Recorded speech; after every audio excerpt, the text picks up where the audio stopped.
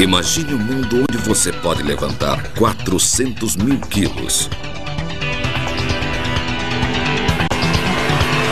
Imagine um mundo onde os lagos são feitos de gás natural líquido.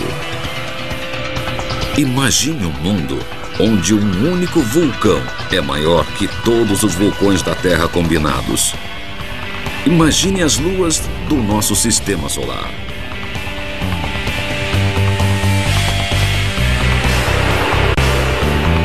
Antes pensávamos que os 9 planetas eram os destinos definitivos, mas quando chegamos a visitá-los, não pudemos deixar de ficar cativados pelo que estava próximo, as luas. 95 mundos diferentes que guardam os mais exóticos bens imobiliários do sistema solar. Luas onde os geysers lançam tão alto quanto o Monte Everest, onde um único penhasco é 8 vezes mais profundo do que o Grand Canyon e tudo que você precisa fazer para voar é bater os braços. Luas onde você pode explorar a primeira água oceânica já encontrada fora do planeta Terra. Você pode procurar a vida no melhor lugar para procurá-la no sistema solar. Por isso, prepare-se para uma viagem radical ao explorar e até procurar vida nas luas, os 95 mundos de nosso sistema solar. Netuno. Uma bola de gás 60 vezes maior do que a Terra. Como os outros planetas gasosos gigantes, Netuno não tem superfície para se aterrissar. Se quisermos um lugar para explorar, vamos ter que olhar para as luas. Aqui, quase 5 bilhões de quilômetros longe da Terra, está a lua mais fria já registrada. Com quase 240 graus Celsius negativos, chega perto do zero absoluto, a temperatura onde todo movimento para. Se alguma lua pudesse ser uma bola de gelo, seria essa. Mas, no entanto, é um mundo cheio de movimento, dinâmico, ativo. Pode-se até dizer psicodélico. Bem-vindos a Triton. Triton é a maior lua do planeta Netuno. Na franja mais distante do sistema solar, com suas condições extremas, composição exótica e processos geológicos estranhos, Triton é um mundo absolutamente surreal. Na lua mais fria do sistema solar, existem geysers, vulcões. A superfície congelada está viva. Ela tem uma das mais dramáticas incidências de terreno vulcânico de todo o sistema solar.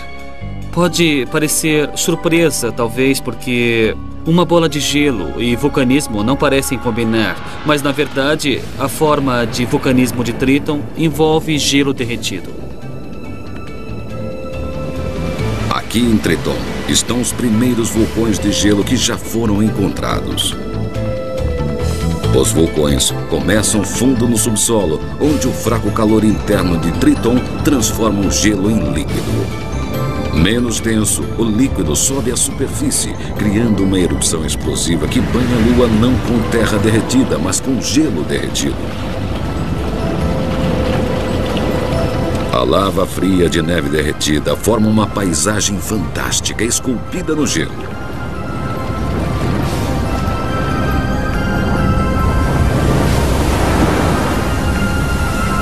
Mais surreal ainda do que os vulcões de gelo são os poderosos geysers de Triton. Na Terra, os geysers são feitos de água fervente. Em Triton, os geysers são feitos de nitrogênio fervente. Por mais estranho que pareça, o nitrogênio pode ferver a 195 graus abaixo de zero. Tão frio que tudo que conhecemos poderia quebrar como vidro e mesmo assim tão volátil que pode produzir os mais fortes geysers que o sistema solar já viu.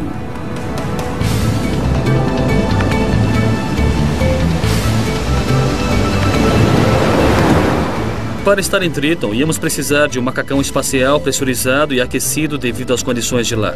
Se você fosse burro bastante para descer de sua nave em Triton sem um traje espacial, sua cabeça iria explodir em 3 segundos. E você ia congelar a 234 graus abaixo de zero. Seu corpo ficaria duro como ferro. Na superfície, sentiríamos um 12avos da gravidade da Terra, ficaríamos muito leves e muito flutuantes. Poderíamos pular 12 vezes mais alto do que estando na Terra. E para os corajosos de verdade, um novo esporte: mergulho no geyser. Seria interessante descer nos buracos, se você se atrevesse. Haveria todo tipo de reverberação com o gás supersônico espirrando para fora. Podíamos acabar numa piscina de nitrogênio líquido, fervendo intensamente. Quando o nitrogênio ferve, produz um vapor que se expande centenas até milhares de vezes em volume. Uma pressão interna é formada até que o geyser finalmente jorra. A força explosiva espirra 10 vezes mais rápido do que qualquer geyser na Terra.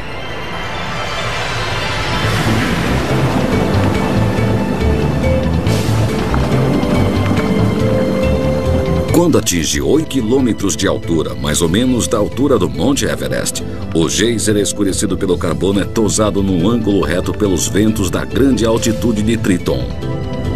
Um desavisado acharia que essa lua tem chaminés.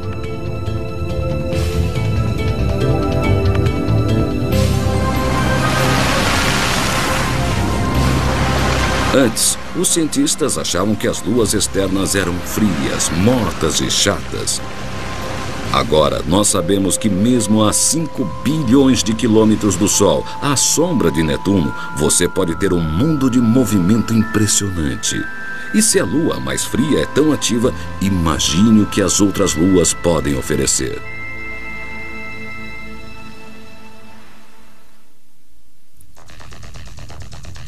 Io, de Júpiter. Na órbita de Júpiter está a lua mais quente do Sistema Solar. Os cientistas pensavam que pouco calor poderia haver a 800 milhões de quilômetros do Sol. Mas aqui, a gravidade de Júpiter e de suas outras luas internas espremem, dobram e viram esse mundo até que ele se aqueça como uma fornalha.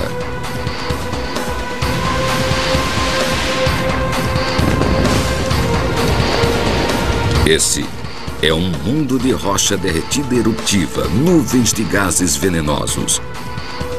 É um mundo tão quente que se derrete diante de seus olhos.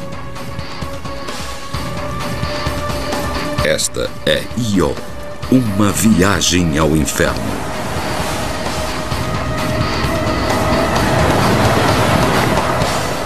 A superfície de Io é um lugar extraordinariamente inóspito. Para um ser humano sem proteção na superfície, o primeiro problema seria a falta de uma atmosfera respirável. E há sempre o perigo de ser apanhado numa enorme erupção vulcânica. Vamos desbravar o inferno de Io para visitar 300 vulcões ativos. A atração número 1 de Io seria o velho fiel Prometeu, uma coluna de fumaça constante que manda uma torre de gás venenoso a 80 quilômetros de altura. Aqui está Loki, o maior vulcão do Sistema Solar.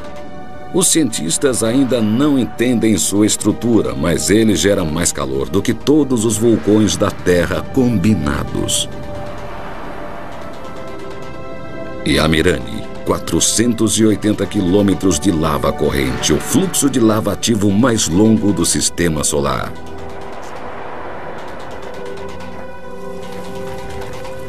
Io produz 45 mil toneladas de lava por segundo, o bastante para cobrir todos os continentes da Terra em um ano. É lava quente, corrente e rápida. A lava de Io flui como azeite de oliva. E não dá para ser mais rápido que ela. Talvez você pudesse ser bem mais rápido que ela numa bicicleta se pedalasse bem rápido.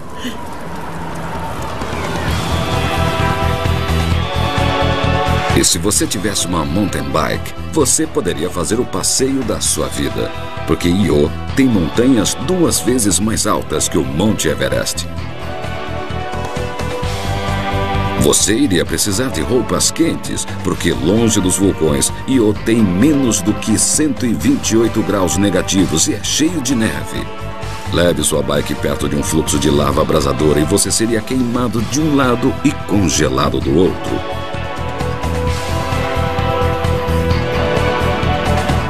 E onde a lava quente atinge a neve fria, você veria uma magnífica coluna de fumaça se lançando a 400 quilômetros na escuridão frígida do espaço. Quando a coluna se esfria, ela retorna à superfície numa neve sulfúrica como um caleidoscópio. O enxofre muda de cor com a temperatura e com as impurezas. Io é coberto de vermelho, marrom e amarelo e até mesmo verde. Deve ser extraordinariamente belo. No mundo derretido de Io, uma coisa que se poderia fazer era estudar a lava, sua erupção e como ela esfria. É o que esses cientistas estão fazendo aqui no vulcão Kilauea, no Havaí. E se você pudesse, iria querer enfiar um termômetro dentro do fluxo de lava. Mais ou menos 1150 graus Celsius é a temperatura típica aqui no Havaí, mas em Io achamos que as lavas são 260 graus mais quentes, e isso é uma coisa que não vemos na Terra há bilhões de anos. Io tem a lava mais quente do sistema solar, mais de 1430 graus. A última vez que essa temperatura foi atingida na Terra foi 3 bilhões de anos atrás, quando nosso planeta soltava pelo menos 4 vezes mais lava do que solta hoje. Io é uma chance de voltar no tempo e observar os tipos de lava que acabaram na Terra. É o Jurassic Park dos vulcanólogos.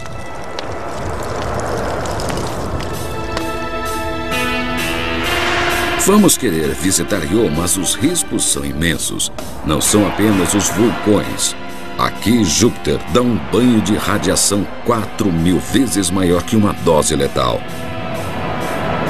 Mas os cientistas acharam um lar seguro para nós.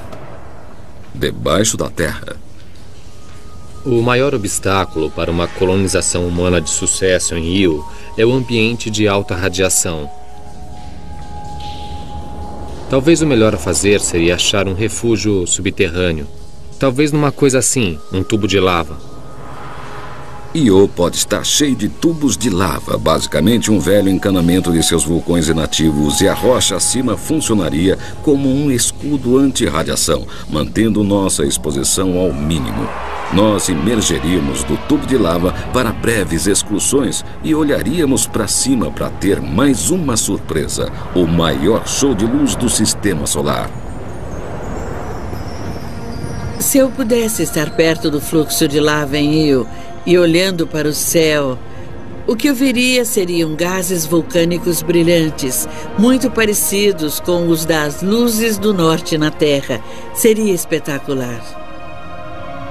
As auroras são criadas quando o gás de dióxido de enxofre ejetado pelos vulcões atinge as partículas carregadas emitidas por Júpiter. O gás acerta a eletricidade, formando uma luz neon gigante.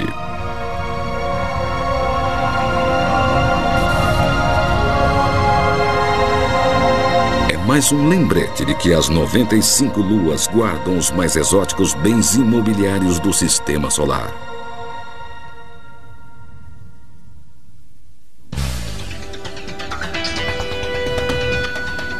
As 95 luas dão um novo sentido ao termo esportes radicais. Descendo a 3 metros. Pode-se dizer que o pioneiro foi Alan Shepard, que em 1971 aterrissou na maior das bancas de areia. Com uma única tacada, ele jogou uma bola de golfe a quase 180 metros. Quilômetros e quilômetros e quilômetros. É claro que Tiger Woods poderia ter mandado a bola a quase 2 quilômetros. Phobos de Marte. O próximo mundo onde os homens poderão pousar não é aquele que imaginam. Quando formos para Marte, é provável irmos para uma de suas 2 luas, a pequena Deimos, ou uma luazinha um pouco maior chamada Phobos. Seu tamanho e baixa gravidade tornam a parada aqui mais barata, mais segura e mais fácil de visitar do que o planeta vermelho. Essa rocha do tamanho de Houston, parecendo mais uma batata do que uma esfera, pode ser nosso próximo lar no espaço.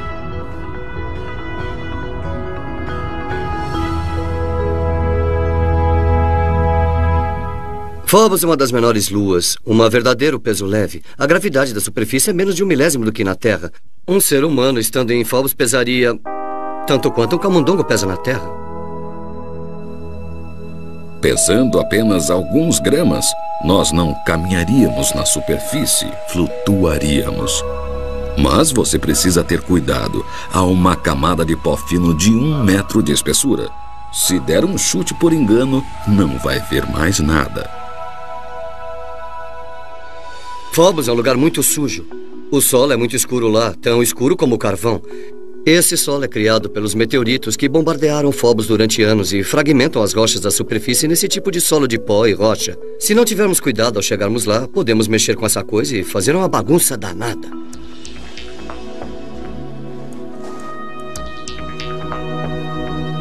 Passando por pequenas crateras afiadas, as sombras mudam muito rápido porque o sol se levanta e se põe a cada 8 horas. Com o escuro, você vai sentir a temperatura cair 93 graus até um frio de 112 graus abaixo de zero. Por causa da baixa gravidade de Phobos, você poderia praticar esportes radicais. Até um lançador mediano, sem muito esforço, poderia pegar uma bola e mandá-la para a órbita de Phobos.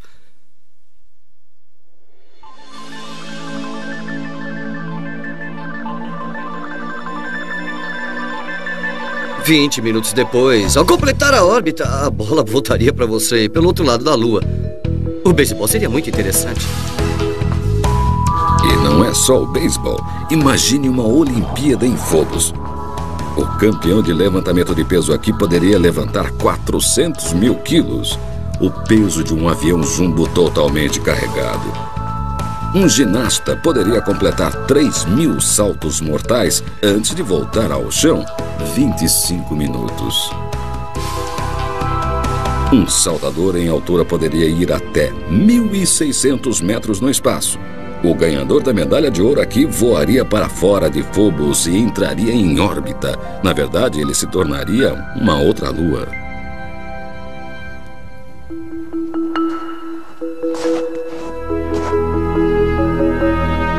Quando parasse de brincar, você iria querer explorar os estranhos canais paralelos, sua origem e mistério.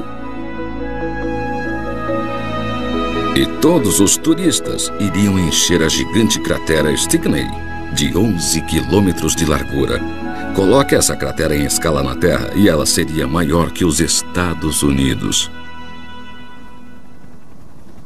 Esse buraco enorme na cratera do meteoro no Arizona não é nada em comparação.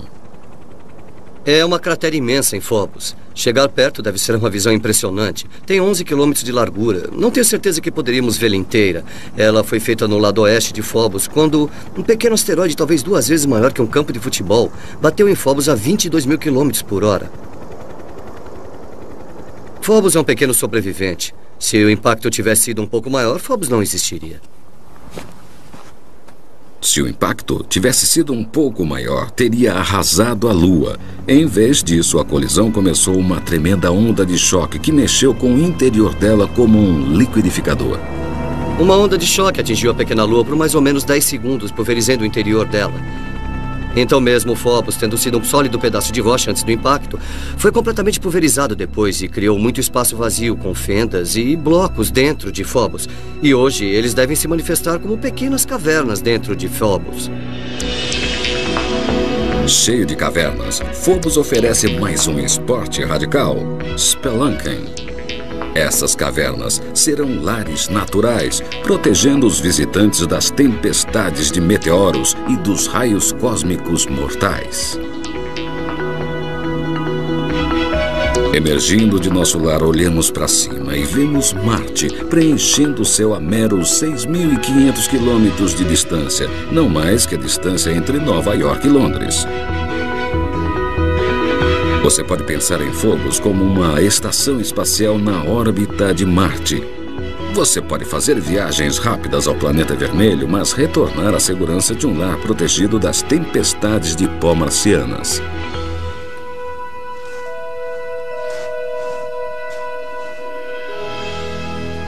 Antes de morrer, talvez vejamos humanos observando Marte de uma pequena luazinha chamada Phobos.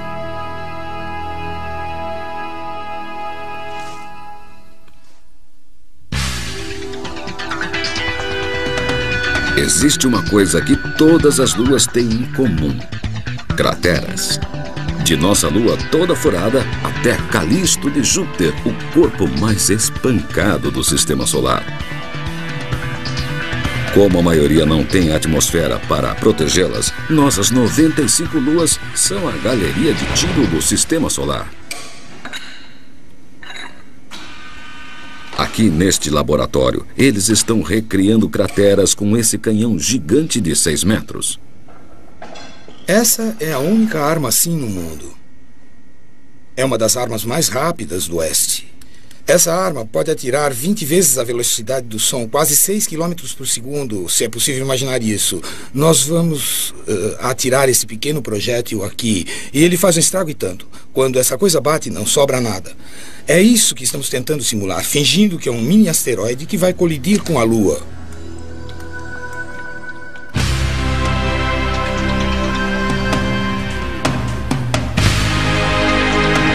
O trabalho de Peter Schultz captura o nascimento de uma cratera. Ele pode mudar o ângulo do canhão e pode atirar em materiais diferentes. Hoje ele vai dar um tiro num ângulo baixo para decifrar uma série de estranhas crateras em Marte. Ele vai atirar num bloco de metal. Em Marte, encontramos essas crateras tão retangulares que devem ter sido feitas por um ângulo excessivamente baixo. É muito provável que isso indique que eles tenham saído de órbita e que sejam simplesmente um registro de luas perdidas que colidiram com Marte. Schultz acha que essas crateras de ângulos baixos são basicamente marcas de derrapagem criados pela morte de cerca de 200 luas que saíram da órbita de Marte. Marte é um destruidor de luas. É melhor ir logo para Phobos porque ele está condenado.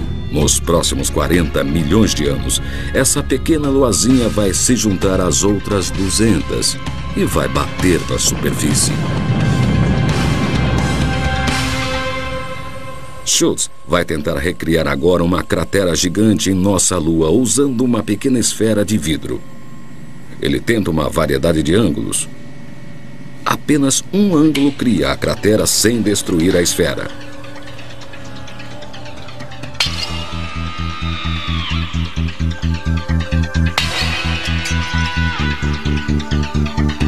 Essa fratura é incrivelmente similar a Aiken, a maior cratera de impacto do sistema solar.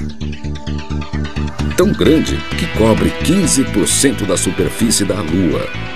Se o ângulo tivesse apenas alguns graus de diferença, nossa Lua teria sido exterminada. Todas as luas são sobreviventes de sorte de um último grande impacto. Quando você olha para cada uma das luas, você vê grandes bacias de impacto que ocorrem nelas. Se elas fossem um pouco maiores ou tivessem recebido um impacto mais direto, elas teriam explodido em pedacinhos. Já tivemos centenas, talvez milhares de luas em nosso sistema solar. Nossos 95 mundos são sobreviventes de sorte.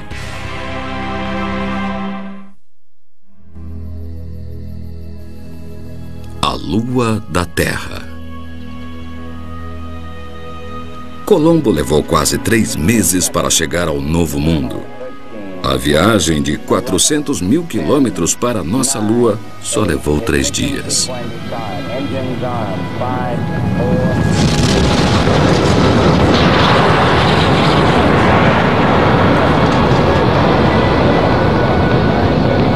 Usamos uma tecnologia relativamente primitiva, como computadores com menos poder que as calculadoras de bolso de hoje. Mas num rompante de exploração, nós provamos que tínhamos o know-how para visitar outro mundo. O astronauta da Apollo 17, Gene Cernan. Você vai descendo e de repente chega perto e sua nave começa a fazer aquela poeira toda. Acho que o momento mais silencioso de toda a minha vida foi quando de repente todos os motores pararam e nós aterrissamos na Lua. Olhamos para fora e havia um silêncio, uma imobilidade. Estávamos em outro mundo. Estávamos vendo o que nunca tinha sido visto por um ser humano desde o início dos tempos. Quando eu saio para a superfície em Taurus Latrow, Cernan é um dos 12 únicos seres humanos que andaram num outro mundo. O que ele encontrou foi uma paisagem sem ar e estranha. Dá-se conta de que você está na luz do sol, cercado do preto mais preto que o homem pode conceber na mente, e tem a Terra no meio dessa escuridão toda. Isso é um paradoxo em relação à Terra, cercada pela luz do sol e pela escuridão. Eu vou te contar. Os astronautas lutam com a gravidade reduzida a 1/6. Isso não está funcionando muito bem. Esse é o que se chama de cair no trabalho. Agora eu consegui. Jack Smith está tendo problemas. Que droga. Até que descobrem um novo jeito de dar a volta. Nosso computador diz que para ir de um ponto ao outro não faz sentido andar. Nós pulamos. Essa é a melhor forma de andar. Eu pulava pelas encostas de um desses montes que nem um garotinho. Quando eu estava na 4ª ou 5ª série, eu costumava pular. Não fazia sentido andar. É um tipo diferente de passeio. Os astronautas coletaram as rochas mais antigas já encontradas. Algumas com até 4,5 bilhões de anos. Elas são estranhamente muito secas, como se você pegasse uma rocha da Terra e assasse até que a água evaporasse. Na segurança de um módulo lunar, Cernan examina essas rochas assadas com todos os seus sentidos. Uma das coisas que me chamaram a atenção foi que elas tinham cheiro de pólvora queimada, como quando você atira com um rifle ou uma arma muito familiar. A composição dessas rochas leva a uma teoria arrojada. Nossa Lua nasceu a partir de nossa Terra. Os cientistas acreditam que há 4,5 bilhões de anos, um objeto do tamanho de Marte bateu na Terra, liberando uma energia incomensurável. A colisão jogou 70 trilhões de toneladas de rocha no espaço. Os escombros se aglutinaram num mundo derretido ardente, criando as rochas secas, como também os vulcões e os oceanos de lava. Por fim, a Lua resfriou, escondendo quase todos os traços de seu nascimento cataclísmico.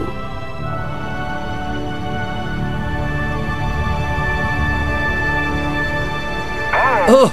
Ei! Nesse mundo cinza poderoso, Cernan ajuda a descobrir um pouco de cor, solo laranja. Eu mexi nele com meus pés. Sim! Eu estou vendo daqui. É laranja! Fantástico! Cernan é transportado para o passado porque o solo é formado de glóbulos vulcânicos laranja de quase 4 bilhões de anos, o que restou de uma antiga fonte de fogo vulcânico. São uma lembrança de que esse mundo aparentemente morto teve um nascimento ardente. Em 14 de dezembro de 1972, Gene Cernan deixou a Lua. Foi o último homem a visitar um outro mundo. O desafio americano de hoje ajuda a forjar o destino do amanhã. A viagem dele é a prova de que temos a tecnologia e a coragem para visitar as luas. E se pudermos chegar à nossa Lua usando uma tecnologia de 30 anos atrás, imaginem aonde poderemos ir a seguir.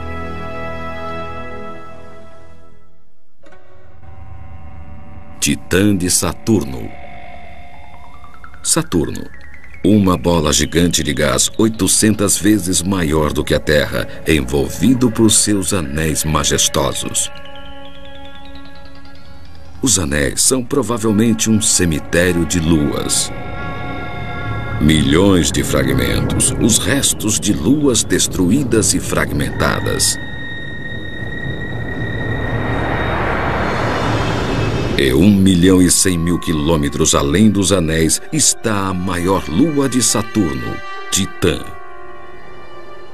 Titã é encoberto por quilômetros de nevoeiro, uma atmosfera esfumaçada infinitamente pior do que um dia ruim em Los Angeles.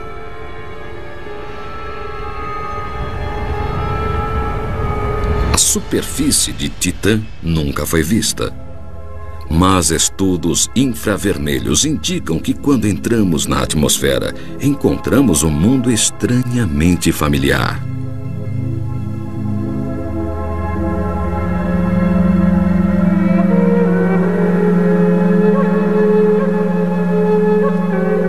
A quase 1.6 bilhão de quilômetros da Terra está uma lua que se parece com nosso lar. Bem-vindos a Titã, a lua mais fria do sistema solar. Ela tem lagos, montanhas e oceanos. Titã pode parecer com a Terra, mas os lagos são feitos de gás natural líquido a 184 graus abaixo de zero. É tão frio que congelaria sua pele, arrancando-a de seu corpo. Mas com a roupa certa você poderia se divertir nadando no mundo com apenas 1/7 da gravidade da Terra. O legal de se nadar em Titã é que, pela gravidade ser baixa, você poderia saltar fora d'água como um golfinho. Imagine nadar como um golfinho num lago de gás natural inflamável a 1.6 bilhão de quilômetros da Terra. Mas você ainda não viu nada. Uma forma de explorar Titã seria num balão. Diferente de qualquer outra lua do sistema solar, Titã tem uma atmosfera espessa que torna possível o voo. Uma atmosfera significa que Titã tem um céu, nuvens, vento e clima, o ar onde se pode flutuar. Na verdade, a NASA já tem o projeto de um balão e há planos para um avião e até um helicóptero. Dentro de 50 anos, pode haver um balão flutuando em outro mundo. Mas em Titã, podemos alcançar o sonho definitivo de voo. O ar em Titã é tão denso e a gravidade tão baixa que um ser humano só precisaria de um par de asas para voar. Usando um par de asas de apenas 3 metros, movidas apenas por nossos músculos, podemos decolar como um pássaro. Podemos subir até as nuvens de gás natural.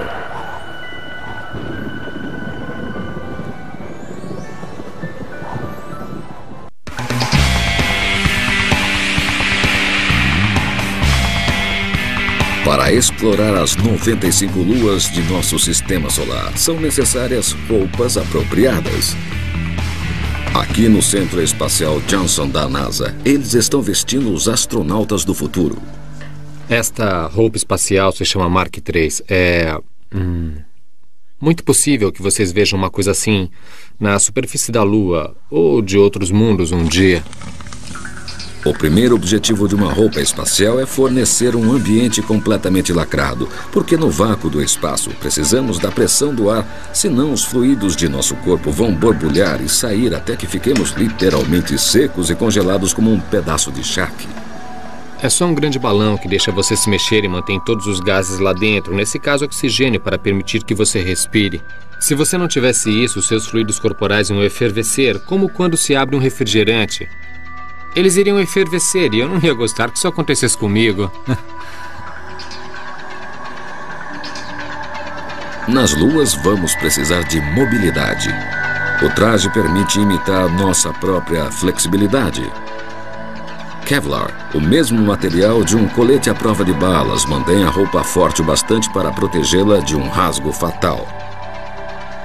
Só de se mover, seu corpo já produz bastante calor, a não ser que você o prenda do lado de dentro. O que fazemos é usar o que chamamos de isolamento multicamadas. Uma camada de isolante, uma camada de vácuo, uma camada de isolante, uma camada de vácuo. Nesse caso, 5 camadas. Funciona como uma garrafa térmica que mantém você bem isolado. Com uma roupa desenhada com esses princípios, a maioria das 95 luas pode ser nosso playground. Mas as luas de Júpiter vão oferecer um desafio enorme, porque Júpiter é uma fornalha nuclear que banha esses mundos com uma dose letal de radiação. Queremos descobrir uma forma de sobreviver aqui, porque uma dessas luas pode conter o primeiro oceano subterrâneo e a primeira forma de vida fora do planeta Terra. Europa de Júpiter. 95 luas, cada uma oferecendo uma superfície estranha para explorar. Mas na sombra de Júpiter existe um planeta que oferece a possibilidade definitiva, a possibilidade da vida. Essa lua é um pequeno e gelado posto avançado chamado Europa. Nosso Sol, 800 milhões de quilômetros distante, oferece pouco mais calor que um fósforo distante. Europa é fria e desolada, além da imaginação. Na superfície seria o último lugar no sistema solar para se procurar a vida, mas quebrando o gelo, talvez possa existir o primeiro oceano já encontrado fora do planeta Terra. O primeiro novo oceano, desde que Balboa descobriu o Pacífico em 1513. Acho que a maior surpresa seria que uma lua pudesse conter um oceano. Um oceano de verdade que poderia ser um ambiente adequado à biologia. E isso é de virar a cabeça. Se tivesse que apostar em um ou outro, eu diria que é mais provável que haja vida em Europa do que em Marte. Acho que pisar em Europa seria uma das experiências mais marcantes da minha vida. Um lugar onde, debaixo dos seus pés, poderia existir vida. Será um desafio visitar Europa. Aqui, Júpiter manda uma cruel chuva de radiação que cozinha a vida como micro-ondas. E as temperaturas são de 156 graus abaixo de zero. Para explorar a Europa, vamos precisar de um tipo de tanque. Esse veículo especial para explorar a Europa vai ter que ser revestido de chumbo para me proteger da radiação. Vou precisar de uma atmosfera regulada, muito oxigênio para respirar, um removedor de gás carbônico para o que eu expirar e vou precisar de um bom suprimento de combustível para me manter aquecida e para poder explorar esse lugar incrível. As estradas de Europa são esburacadas. Existem fendas de gelo de 100 metros que formam uma parede alta. E embaixo, rochas de gelo bloqueiam o caminho. Podem não perceber, mas vocês estão rodando em cima de um oceano.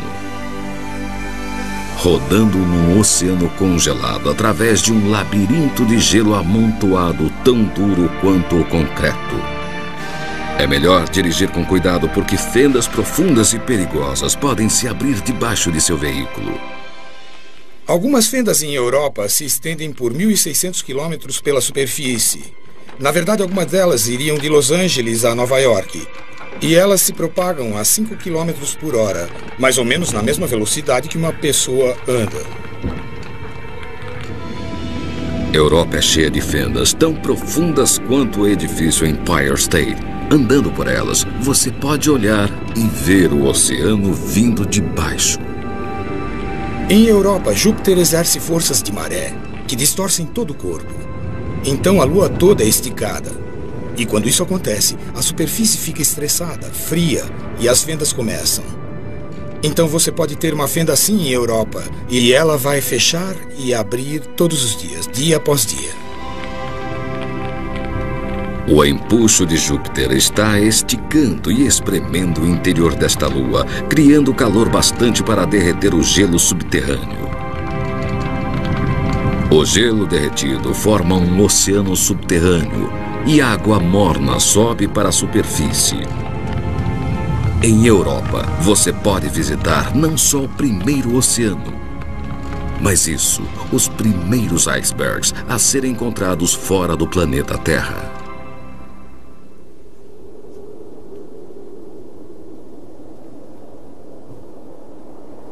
Vocês estão agora numa viagem ao lugar mais parecido com a Europa na Terra. É o frio e congelado Oceano Ártico. Tudo que vemos em Europa tem a ver com a existência de um oceano de água líquida debaixo do gelo. E é isso que caracteriza esse lugar. Aqui estamos numa superfície sólida, mas abaixo de nós está o oceano. Cientistas estão vindo aqui ao Ártico procurando pistas para a grande pergunta: existe vida em Europa? Porque se pudermos encontrar vida nesse ambiente radical, então podemos encontrar vida em outro mundo. Esse Oceano Ártico congelado representa um ambiente extremamente radical que nos permite explorar e testar os limites da vida neste planeta, que, portanto, nos permite pensar nos limites da vida em outro lugar, ou se é possível existir vida fora daqui. No frígido Ártico, Jody Damon e Hayo Aiken procuram os limites da vida. Eles perfuram gelo na temperatura de 28 graus abaixo de zero, uma temperatura onde nenhum organismo vivo já foi encontrado. A melhor forma de se procurar vida nessas amostras seria pegar uma seção congelada aqui e colocar no microscópio numa sala gelada na mesma temperatura. Pintá-la com uma tinta específica de DNA para que as bactérias se acendam para você e aí, voilá, lá estão elas. Vocês estão olhando para bactérias vivas que respiram, encontradas onde nenhum organismo devia existir, no lugar mais parecido possível com a Europa. Para ser honesta, eu nunca fico surpresa com o que os micro-organismos estão fazendo neste planeta. Temos que esperar que eles sempre façam mais do que pensamos que eles fazem. Temos algumas noções pré-concebidas sobre o que é quente demais, ou o que é frio demais, ácido demais, tudo isso. Mas a cada vez que olhamos e empurramos o limite mais longe, encontramos micro-organismos vivendo alegremente nessas condições. Com a vida florescendo no cruel e congelado Ártico, é possível, talvez até provável, que o oceano de água salgada de Europa, protegida da radiação fatal por uma camada de gelo, seja o lar da maior descoberta de todos os tempos. Num ambiente como esse, você tem uma fenda e a água subindo e descendo todo dia. Posso imaginar muitos tipos de criaturas. Você pode ter algumas coisas que se penduram nas bordas das fendas. Elas poderiam ficar centímetros abaixo para fugir da radiação. Mas, contanto que estivessem alguns metros do topo, poderiam receber a luz do sol para a fotossíntese. Outros organismos poderiam querer flutuar com a água e chegar perto do topo e, no dia seguinte, voltar para baixo, só ir para cima e para baixo com fluxo. Logo vamos poder saber se existe vida em Europa. Os cientistas da NASA estão projetando um protótipo chamado Creobot para explorar o oceano da Europa. O Creobot vai aterrissar na superfície, mas esse é só o início de sua viagem incrível, porque ele vai acionar um aquecedor nuclear e começar uma lenta descida pelo gelo, derretendo 23 metros por dia. Pode levar 6 meses para atravessar o gelo espesso.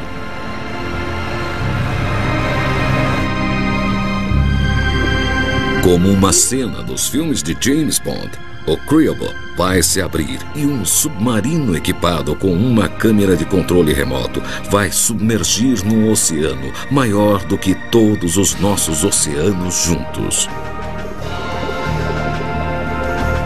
O Creobot não é ficção científica, é um projeto de pesquisa atual da NASA e dentro de 50 anos poderemos estar pilotando um submarino e procurando vida em outro mundo. Quando falo com os meus amigos sobre procurar vida em outro planeta, eles sempre imaginam Klingons ou algo assim. Eu ficaria muito satisfeito com micro-organismos. Isso para mim seria uma das descobertas mais profundas que já fizemos. É uma sopa orgânica que está cozinhando há 4,5 bilhões de anos. Essa mesma sopa na Terra cozinhou menos de 1 bilhão de anos e nos deu a vida. Se eu tivesse que apostar, diria que há uma chance de haver alguma coisa interessante acontecendo na Europa.